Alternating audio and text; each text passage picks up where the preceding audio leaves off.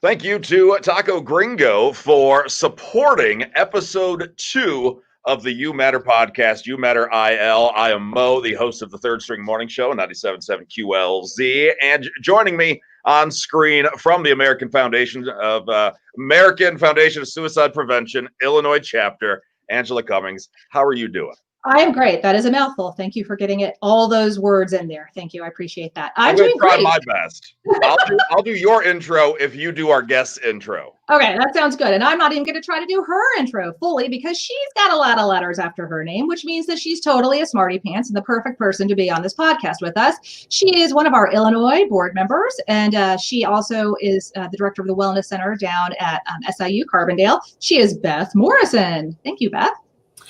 Hello, thank you for having me.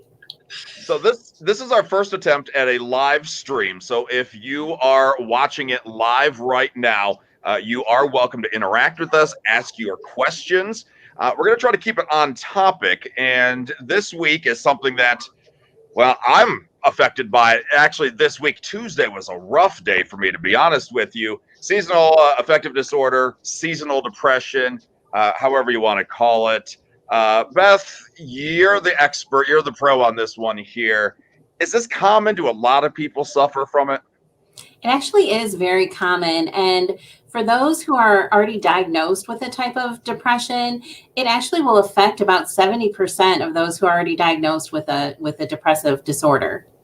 Wow. Okay. Yeah. And is this something we're born with? Is it genetic? Is this something we develop or? Yeah, there is a genetic predisposition for this, but sometimes it really won't get diagnosed until your early or late teens or early 20s, but it definitely is a type of depressive disorder. So it's not really like a standalone disorder. It really is linked with depression, but there's a pattern to it. So with seasonal affective disorder, typically those who are diagnosed with this really experience significant changes at the start of either, the winter months, which can last into the spring months. There is, however, a small population of folks who will experience seasonal affective disorder in spring and summer. So that's a very small population, but it really can, affect multiple people. We see it more in women than men, and usually at younger ages rather than older ages. I will say that summertime seasonal affective disorder, I spent 40 years in Texas and in the extreme heat. And, people here in the Midwest think, oh, Texas is warm. How nice. And I used to get kind of the summertime blues because right around June, it was starting to creep up towards 100. And I had the sinking feeling, realizing that it was probably going to be over 100 for the next 4 months. Mm-hmm. Not pleasant to go outside. Ridiculously bad mosquitoes who had West Nile, so it was just like I kind of got the summertime blues almost, because same kind of situation though, probably not being able to get outside, not being comfortable outside. Going outside was like a battle of sorts. Like if I make it to this party without being completely drenched in sweat, it's a miracle. I'll bring a change of clothes. So I guess I can see it's just sort of dealing with like the harshness of whatever the environment is may kind of plunge people into those bad feelings, I would think. Yeah, definitely. And any changes in the temperatures or the seasons can also bring a change in our body clocks. So our circadian rhythm can be thrown off, and that can impact our mood. So any changes in serotonin levels, so not getting into the sun and not having our bodies produce the vitamin D that we that we really need, can actually impact our mood, as well as sometimes when you're in the sun or not in the sun for long periods, the melatonin in our body can increase, which creates, sleepiness and feelings of lethargy. So those are all contributions to it during the changes in season. Now, of course, we call it seasonal affective disorder, SAD, which I'm sure they planned that. They had to plan that. But that's what people think, though. That's typically the first sign, is that people are sad. But I'm sure that's not the only sign that somebody could be suffering. Exactly. No. And, we do hear those phrases like, oh, you've got the, winter blues. Let's try and beat the winter blues. It's actually much more than that. And it really takes either, self-protective factors or treatments, medication to really help with it. But oftentimes it will involve, like you said, the low mood, but also low energy or feelings of fatigue, withdrawing from things that you might normally enjoy. It has even led to suicidal thoughts in some folks, and just really feeling down and no energy. And it could even, lead to changes in weight or sleep patterns. So a lot of the symptoms that we see with depression. Mm-hmm. And is there, in your expertise, how do you get ahead of it? Like, for instance, I have an ex that I dated years ago. She and I are still in good terms here years later. She is now engaged to a new somebody. Before they got engaged, there was doubt. She had doubt that he was going to be able to put up with her throughout the course of the winter because of her depression. She's like, well, let's see if he survives my depression. She acknowledges it. She knows it's there. Is that a step in the right direction? Do you have to do more? Like, she's like, it's going to happen. We all have to deal with it. Can she do more? Well, I think it's great that you're able to, or she's able to identify it. That's the first step, is to actually recognize, wait a minute, something's happening here. This isn't feeling like I normally feel, but then planning ahead. So there are steps that you can take to really plan for the season changes. And some of them can be, fairly simple. I know of some folks who've created like a sun or light room in their house, which, they have bright colors. They don't have, dark room darkening shades. They might put some sand tray or bright lights, or even Lightbox Therapy. So there are preventative things that you can do. And the more that you can, I think, track your mood and start recognizing when the changes, happen, to discuss it with your partner, with your family. But then that's when it's important to, fill your toolbox with some self-care strategies and things that can actually help lift your mood. I subscribe to the New York Times Sunday edition, and I don't know if anybody else who's watching or listening does, but their travel section turned into the at-home section because nobody was able to travel, and a lot of their the at-home section actually has turned into a really good mental health section as well too, because it's all about things that you can be doing to make up for things that were lost, to make your home comfortable, to make yourself comfortable, to, uplift your mood. And, they were saying that now, especially during the pandemic, this seasonal affective disorder might even be worse because the things that you might normally do to kind of pull yourself up out of it, like go to a bar with your friends or go to a live music show, those things aren't even available now. And so it's almost even harder to find activities that can pull you out of it as you're kind of finding yourself sinking into it. They had a lot of good strategies, little tips that, they said now more than ever is probably the right time to invest in good winter gear so that you can go to these outdoor beer gardens or, make a hot cocoa mug and walk around the park with your friends. You're going to probably have to be outside if you're going to socialize. And this is probably the time, if you've never really, invested in a good pair of winter boots, this might really be the year to do it. Anyway, it's just some interesting tips there about how, even if you're not someone who has a clinically diagnosed seasonal affective disorder, that we're all going to be feeling it a little bit because, on top of being stuck inside for weather reasons, we're still kind of stuck inside for pandemic reasons. So just some really interesting tips there. Yeah, and along the lines with the pandemic. So anything like the pandemic, like the election, anything that's creating more stress is just going to exacerbate or increase the symptoms for someone who has seasonal affective disorder. So, the symptoms that they might even be used to might seem even worse now because of everything that they're dealing with, and the isolation, like you pointed out. And we are seeing, increases in substance misuse, alcohol use. So those are things to maybe watch out for as well. And, especially during the winter months where we talk about, I packed down a few pounds, or I've, reached the COVID-15 or whatever. There's something to carbs. So if you're wanting those chips and you're finding you're eating that whole bag of chips, carbs, our brain, it signals to our brain to produce more serotonin when we have carbs. So that's why we might start craving these carbs.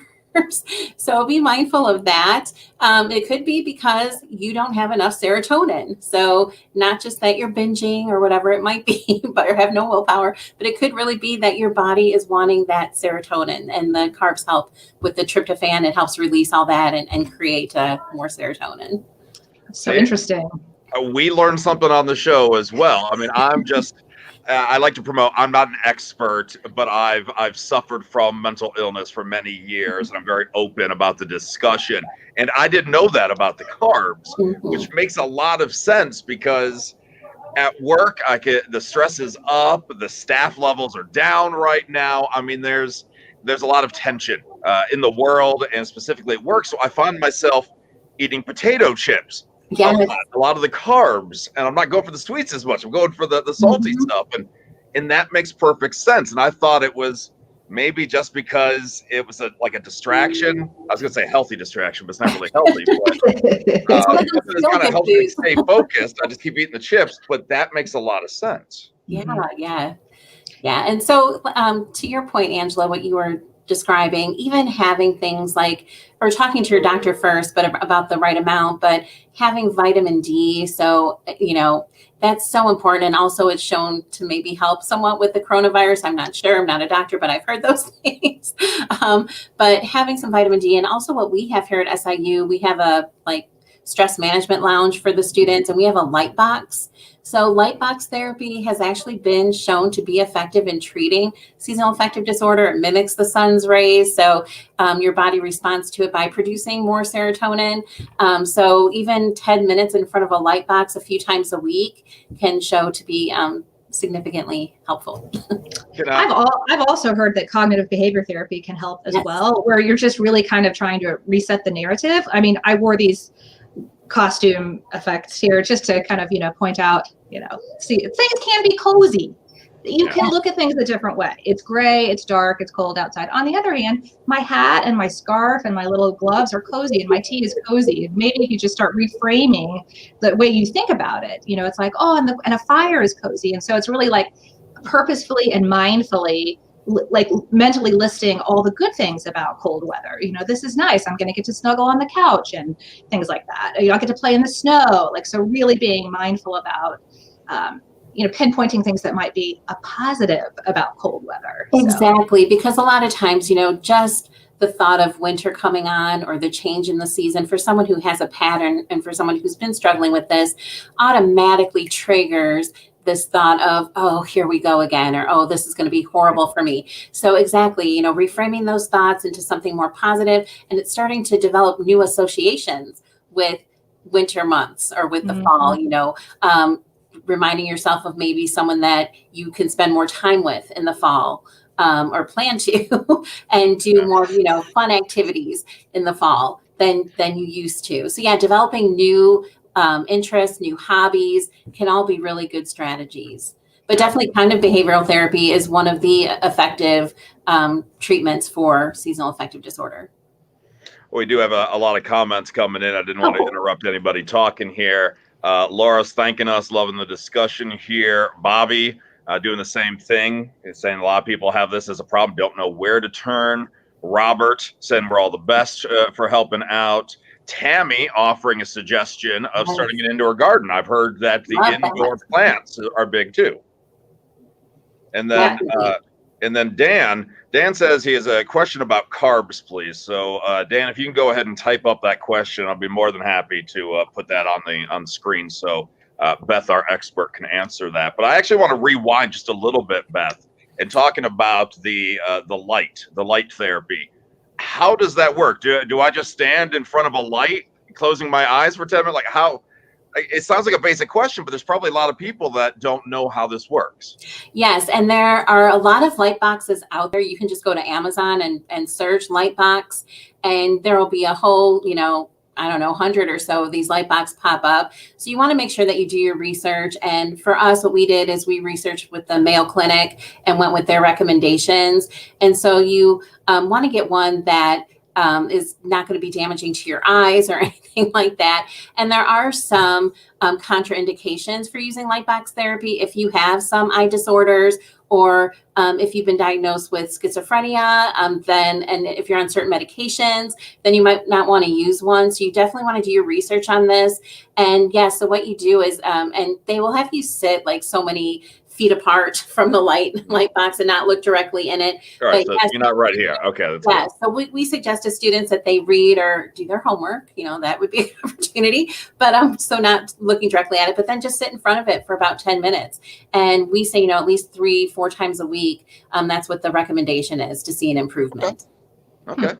That makes a lot of sense. So Dan followed up and he wants to know, he goes, my wife and I just started a low carb lifestyle. What do you recommend in place of the carbs to help with serotonin? Well, again, just talking with your doctor, definitely recommend that you talk with your doctor, because adding vitamin D or foods that are rich in vitamin D, leafy greens, so those things can be very helpful. And replacing that, because also remember too, with the carbs, although you might get a boost in energy, you're going to come down, it's going to hit you pretty quick with the downward slope of that. And then you're going to be tired pretty quickly. So, it's more of a temporary fix or a Band-Aid fix, but anything rich in vitamin D would be something to talk with your doctor about or a dietitian about. Absolutely. And something that I think Angela, you and I are probably going to bring up every single week is, it's okay to feel off. If you are feeling depressed or down right now, it's okay. Don't beat yourself up mentally or physically about it. We're all doing the best we can right now. And I posted something on my Facebook page just a couple of days ago that right now, a new term going around, emotional exhaustion, is happening right now. And there was like 8 different signs that you are going through. And I think I had 7 of the 8 of them myself. It's trying for everybody right now. So don't be upset if you don't have all the perfect answers in your world, or if this podcast isn't giving you everything you need to get you, 0 to 100. It's a task, but Right. it's a task. As long as we're fighting it, we're right. on the right. That it's okay to not be okay. That's the phrase, and I'd like to think that certainly in this last year, and then all the work we've been doing with AFSP and a lot of other organizations as well, we've been sort of erasing or minimizing that stigma associated with just admitting that you're having a bad mental health day, or that you do suffer even from an ongoing mental health issue. But Mo, as you've talked about, it's not going to go away just because you deny it and you don't talk to people about it. In fact, it's probably going to fester and get worse. So if you feel that creeping in, kind of dark cloud creeping in, it's better to do something proactive. Just start running through the things make you feel better. Take a bath, take a walk, call a friend, eat some carbs, take a nap, whatever, in the immortal words of the poet Trent Reznor, you need to be up above it, not down in it. Yeah, you have 3 rockers in this conversation. We all appreciate that. But really, if you can kind of, as Mo, you've said before, if it spins out a little bit too far ahead of you, then you actually have lost your ability to bring yourself back to center. And then that's really when you're in trouble. So just kind of being proactive and asking for help and reaching out to your network when you know that you're starting to feel really bad. Just saying, I'm starting to feel really bad. Can anybody talk? Anybody want to Zoom? Anybody want to go for a walk? Things like that. And Beth, what happens if you have a friend, a loved one, a family member who is struggling, but they are not opening up about this? What can we do to help? Just check in with them. And I think a lot of the times it's just letting them know that you are there. Hey, I'm here. And I think so many times we ask the question, well, what do you need? What can I do for you?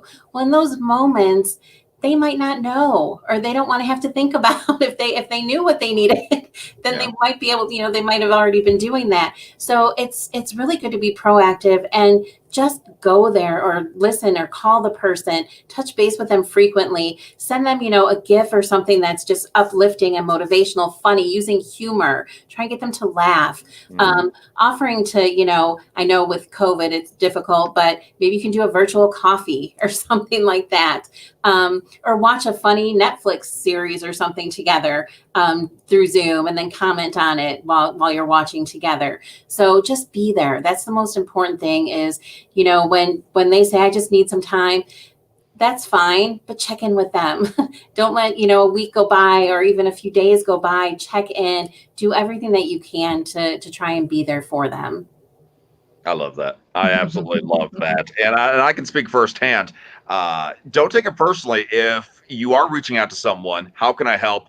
I don't know. I'm not sure. Don't take that personally. That's not something that, as Beth just said, you may not know the answer. I have my moments where I'm down in the dumps. Oh, hey, Mo, how can I help you? I don't know. And then people get upset, and it's not the point of it. I am very appreciative when anybody reaches out and wants to know how I'm doing, because that right there goes to show that the world is a better place than it's often portrayed to be. Yes. And there are great, caring people out there who Yes. want to help you through it. So don't be afraid to reach out. Absolutely. So we know that seasonal depression, the affective disorder, can be year round, but again, as we said, typically fall into winter. So is it typically around springtime where maybe people start livening up again? Is there like a specific month or day or? It usually starts in the spring when the days get longer. So when we have that, spring ahead. So when the days start getting longer and the sun is out longer and we're able to get out and do more things, that we do see a lift and a change again in that pattern. So, sometimes people say, well, you just need to get through these 3 months, but you shouldn't have to just get through. Yeah. You should be able to enjoy yourself during this time too, and not have to, just be existing. So, right. Yeah. So I think there are many things, and even something as simple as meditation, which really doesn't cost anything. That's something I'm a huge proponent of, mindfulness. There are a lot of different types of meditation that are quick, just 4-second breath meditations that can help you, focus just on the present. And like you said earlier, it's okay to not be okay. It's okay. It's okay if you're feeling sad. Allow yourself that. There are some healing properties in tears. So it is okay to have, sometimes when they say you just need a good cry, there's some truth in that, because there are some healing properties there in the chemical makeup of tears. So it's okay to not be okay and to allow yourself that, and not force yourself to feel something that you're not. But also recognize that and do whatever you can to maybe just take some pleasure in the day and however you can. Distractions can go a long way. Yes. And especially here, 2021, we know things will get better. The pandemic will subside eventually. We're not there yet, but I think if we can all just look out for one another and keep building each other up, I think that's really going to help all of us out. Beth, kind of put you on the spot here. We obviously have the website that we put at the bottom corner. Is there anywhere else, any other resources that people can look into to learn more? Sure. So, of course, the American Foundation for Suicide Prevention has a lot of different resources on their site, but also NAMI, so National Alliance for Mental Illness, they have really good resources. The Trevor Project for LGBTQ folks out there have some wonderful chat rooms and resources. So, don't hesitate. Feel free to search the web for something that actually works for you. And even on Facebook, you can find some really good depression groups. So don't feel that you've got to be alone in this, because you definitely are not. Absolutely. Angela, anything else we should mention before we wrap this up here? No, I mean, I think Beth pointed everybody to the good resources that are out there. The National Institute of Mental Health also is another one I might mention that has, if you just Google NIMH, you'll find all sorts of resources there as well. So that could be another one just to look up. But I think she's right. Just reach out and look around. And if there is a silver lining to the pandemic, at all. It's that, we've all figured out that we can do a lot of things virtually now. We can meditate virtually. We can be part of yoga classes virtually. We can do meetups virtually.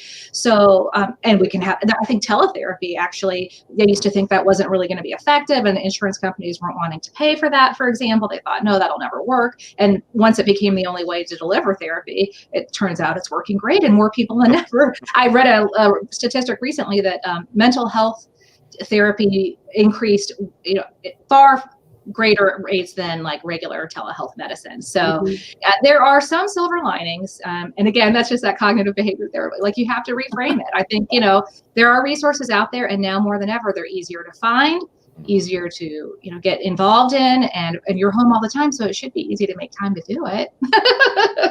Yeah, and one last thing that I would just like to say too is to always just remember to be kind, be patient with yourself, and be compassionate towards yourself, because you are struggling, and that's okay. And you will get through this, hopefully with the help of other supports and people that you care about and care about you.